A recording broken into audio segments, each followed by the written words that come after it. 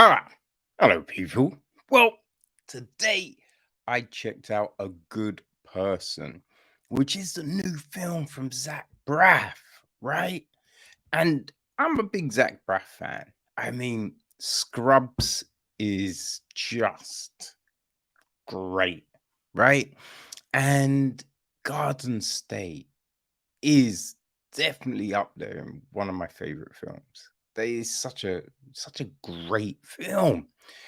So, I'll always check something out. Now, the stuff that came after Garden State, you know what I mean? I might not have gelled with it completely, but yeah, you know, I saw he's had this film, so I had to give it a look. Right? He writes and directs the film. He produces along with Pamela Koffler, Christina Pivenson, Florence Pugh, Noah Siegel, and Christine Vacon. It's executive produced by Beverly Rogers. Um, Associate produced by Peter Dubois and Ben Kula. And it is co-produced by Jimmy Price. So Bryce Dresner, right, from The National, handles the music. And it definitely has that feel, right? So, I mean, there's a certain thing about certain, composers that you get that when you hear a soundtrack, you could be, I feel that's from this person, right? So it's one of them. Cinematography is Maura Fleur. Um, Dan Schulk edits the piece. Douglas Ebel is on casting. Marissa Lombardo handles production design. Jaff Focas is art direction. Katie Bova, set decoration. Costume design is Tia Duncan. Hair makeup, we have Twan Williams, Raquel Shamalovova, Nyasha Petty, Evelyn Noraz, Felicia Nelson, Robert Lugo, Linda Itchner, Gladys Casino, and Erin Aker. Now, our cast. Well, we have Allison, played by Florence Pugh. Ryan, Nathan, her fiance, is played by Chinaze Uch. Molly Shannon plays Diane, Allison's mum. Morgan Freeman plays Daniel, Nathan's dad. All right. We have got Molly, Nathan's sister, played by Michelle Hines. Jesse, her husband, is played by Toby Owamamia. Their daughter, Ryan, is played by Celeste O'Connor. There is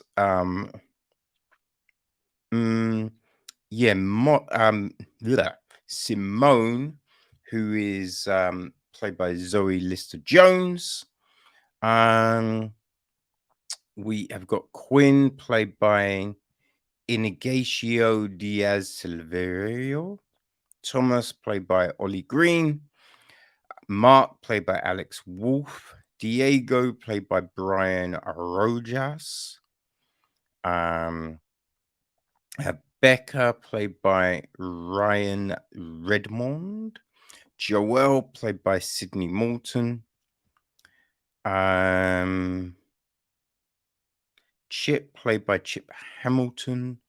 Max, played by Drew Gwelin. I feel that's probably our main lot of people.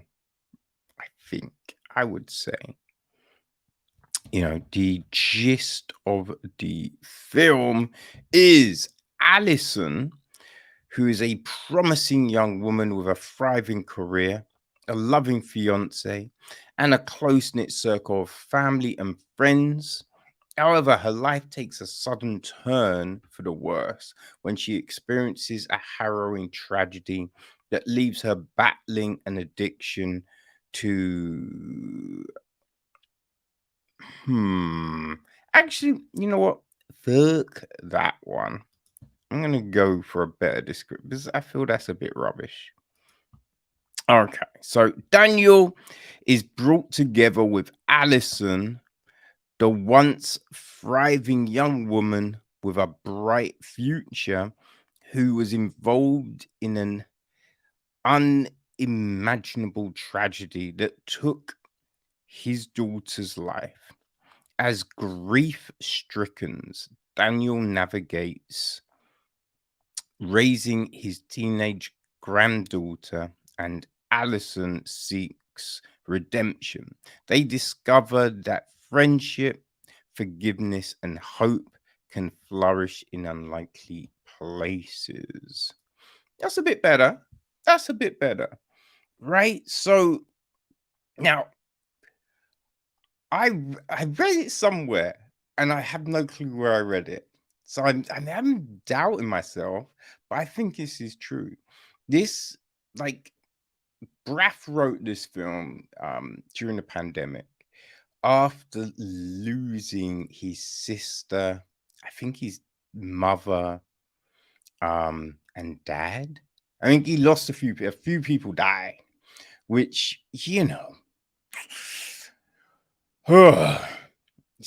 always just, kind of sad, right?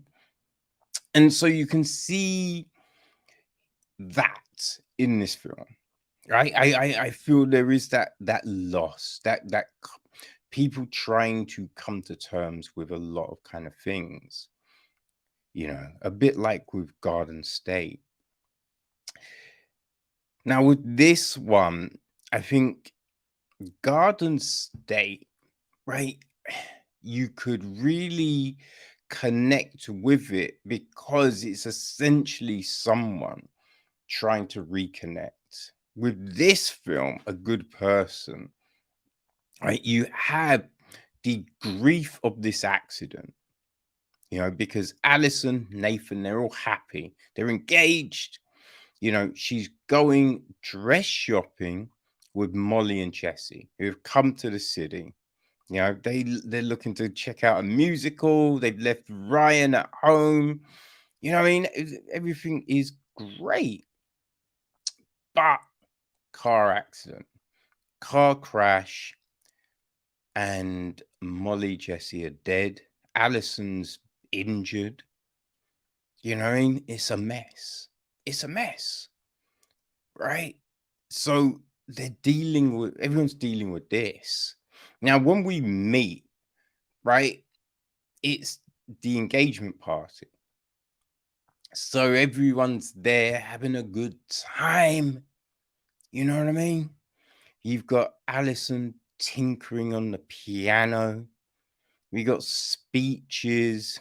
You know what I mean? Just all of that business, which is just like too happy. So when you see scenes like that something bad is going to happen, right? So that's the bad. The car crash is the bad. Now, there's a thing that happens with the car crash that it takes a long ass time for it to be addressed, which I feel is a part of a little bit of the imbalance of the film, right? Because we have Allison dealing with her pain addiction. I think her skull got cracked, right? So she's on oxys, you know what I mean? And we know the issue with that. So she's on these pain meds, and it's been a year. It's been a year, right? We see her in hospital, then we jump. It's a year. You can tell she's living at home. So you know her and Nathan, that didn't work. Right? Which I mean, I don't think you necessarily need a big explanation because you can figure out, right? She killed his sister. You know what I mean? That's a difficult fucking thing, right? So there's a load of reasons why they might not be together. But yeah, she's on painkillers, living at home with her mums, and it's all a mess. It's all a mess, right? Her mum gets fed up, tips the tablets away, and then we're seeing her like try and work things out, right? And that's all fine, right? That's all fine. But there's these situations like she goes to a bar and there's this whole thing with some school people from her school. And it's a kind of a crazy situation with the way it's all dealt. And you kind of think, surely, right, the barmaid would make a call. Something, right? Doesn't happen. Then when we move, we go to the next point from this whole thing. It's not believable what happens because you're just like, yo, there's a few things with drugs in the film where drugs are just given away. And it's like, drugs ain't necessarily the cheapest things, right? Some drugs more expensive than others for sure. But, and especially when you're dealing with people that maybe they're broke, right? Or not just in like high powered jobs or anything like that. You're not giving drugs away, not for free.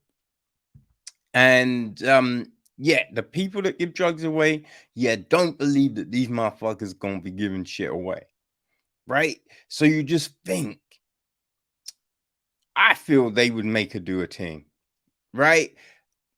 Doesn't seem to happen. That it's not implied. So you're just a bit like, really? Really? I'm not sure. I'm not sure. I'm not buying it. Right? And there's other kind of situations that you're just a bit, I don't know if I buy. Right? I like the way they kind of showed her all strung out. That was, that wasn't bad. That wasn't bad. And there are some really nice moments in this film. There are some really nice moments, of connection, trying to,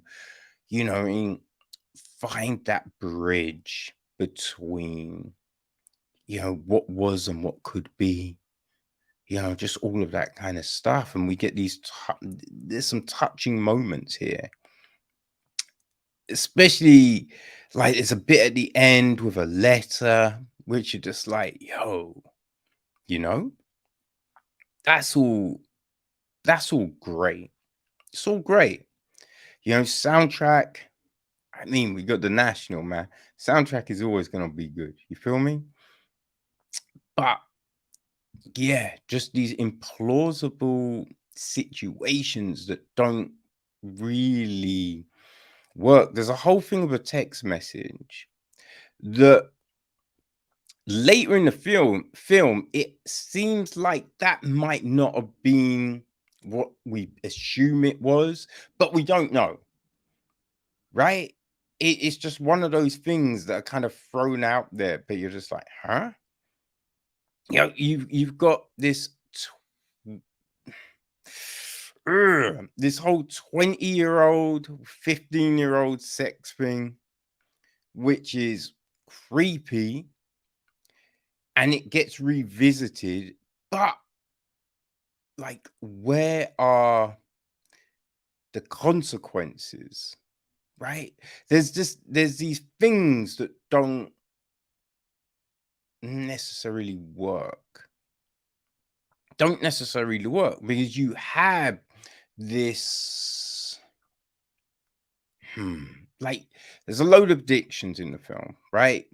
So we have this AA thing and just all of that kind of jazz. But you have someone who, I think the catalyst for things to spiral doesn't necessarily make sense. It doesn't necessarily make sense, right? Because I don't think, right now, on one side of things, the the party, right? People have gone for a party. Now, we don't know how long they've necessarily gone for, but you feel, this isn't the craziest of situations. You know what I mean? Now, like, it could be if certain things have been said, right? If someone has been, I'm just popping to the shops, or I'm not going out, or I'm just like, that could be like, yo, wait, I was under the impression of this, and now I'm a bit baffled. So you have that. So you're just like, I don't know if that is the thing to send someone completely off the rails. And then in the nightclub, right? You've got this nightclub situation. And you're just like, I don't know. Because up to that point, we hadn't heard this person go, I want to get back to this place. Right? I missed this. So that whole thing, and remember, Ryan's a 15-year-old fucking girl. Right? So, like, the reaction to this whole thing again seemed pretty crazy. It seemed pretty crazy, pretty overblown. Just doesn't make sense. Doesn't really make sense. Another thing that doesn't make sense is Nathan. He's obviously, right, he's dealing with his sister's death. Dealing with his sister's death, it's gonna be rough. It's gonna be rough for sure. Probably got on with her husband, you know what I mean? But he's just leaving Ryan with his dad, right? You kind of feel, but you get the sense that Nathan's a decent dude, right? That's what you're led to believe from the beginning of the film. So you just kind of feel I don't know if he would just cut Ryan off like that, right? That just seemed a bit weird. It seemed a bit. Now, if they, she was going between the two of them, that you'd be like, all right, I believe that, right? And he doesn't have to be a rat in every scene, but it's just like, so many days a week, she's like, oh, I'm at Nathan's. That makes a bit more sense than what we get. You know what I mean? There's just these. It's just this narrative that doesn't quite work. Doesn't quite work. Right? Because I think it's the other thing with addictions, because her mum's out and supposedly an alcoholic, right? She drinks a lot. Who knows really, because it's not really fleshed out. But it's just the whole, the drug thing, because the daughter, Allison is strung out on drugs. It's pretty fucking clear, right? And I think everyone knows what oxys are. So you just have these things and people reacting in ways that don't necessarily work. Don't necessarily work, right? You don't really believe that Allison is much older than Ryan, but she's meant to be. So the whole party thing, again, that's weird. And look, there's a thing in the party with a gun and an incident that you're just like, yo. Now, And especially after a scene earlier in the film, you just think the way that whole kind of plays out, something would have happened, right? Because once the door is open and you see everything, you're just like, homie was in here for a while. I do not believe that no attempts have been made. You know what I mean? There should have been more. And obviously, listen, I'm not trying to see a certain, I'm not going, oh, definitely, we want to see this thing, right? No. But when you look at reality and what would happen, that's going to happen. That is going to happen, right? People are going to try and get something for these drugs, especially from someone that you can tell they despise, right? And again, when Allison is strung out again, people would take advantage, right? So there's just this kind of fairy tale existence where we're meant to believe that, you know what I mean, however bad it gets, people aren't going to do this next level thing. And you're just like, I feel they are. I feel they are. Right. And she's at AA. She's meant to be dealing with all of this other stuff. But we don't really see her try and deal with this one thing. Which could definitely have been the reason for the spiral, rather than the stupidness that we do see, you know. So we have all of these things going on, and it is a shame, because I feel this film, it's not a terrible film by any means. It just isn't as plausible as other films of this ilk, right? It doesn't ring as true as something as, you know what I mean, as raw and honest as Garden State, right? I feel that's the big thing here, and it is a shame, you know. I think right, because I think this kind of, you have films like there's an Amanda Polly film, My Life Without Me, I think it is, you know, which I really like. It's sad as fuck, you know what I mean? But I like that film, and it's, you know, dealing with the loss and everything like that. And I think it's a lot more honest and consistent than this one, right? Or like A Walk to Remember. You know what I mean? There's just some other films that I think have really looked at this potential heartbreak and everything, and just done it really well. And, you know, A Good Person, it's trying to, but doesn't quite get it, right? I think A Flawed Person would have been a better title, you know? But look, it's out, right? I watched it on Now TV. It's on Prime. It's all over the shop, right? So if you want to check out Zach Braff's newest feature, which, you know, it's definitely, I feel it's definitely stronger than, you know, I wish you were here. And it has got some really good frigging performances in it. It really does. So yeah, if you want to check this out, yeah, go do your thing, people. And you know, let me know what you think, right? Let me know what you think. But yeah, A Good Person is out now.